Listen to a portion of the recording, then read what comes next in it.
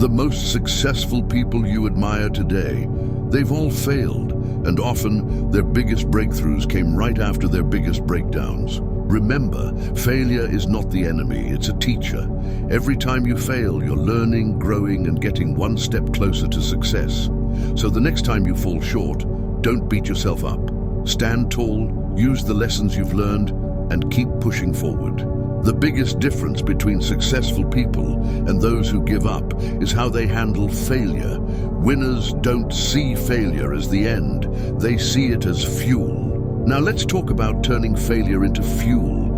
Instead of letting failure drain you, use it to fire you up. The next time you fall short, use that disappointment as energy to come back stronger. Let that failure be the spark that pushes you to work harder, think smarter, and keep going. You are not your failures. Just because you didn't succeed this time doesn't mean you're a failure. It just means the process needs adjusting. The more you tie your self-worth to your actions and not the results, the easier it becomes to keep moving forward. It's about persistence, not perfection. All right, so we know failure is necessary and it helps us grow, but let's be real, it can still hurt. So how do you embrace failure without losing your confidence? Here's the key. Separate your self-worth from your outcomes. Or how about Steve Jobs? He was fired from the very company he founded. Fired. But instead of letting that define him, he used it as fuel and came back stronger, eventually turning Apple into one of the most successful companies in history. Did you know that Michael Jordan, yes, the Michael Jordan, was cut from his high school basketball team?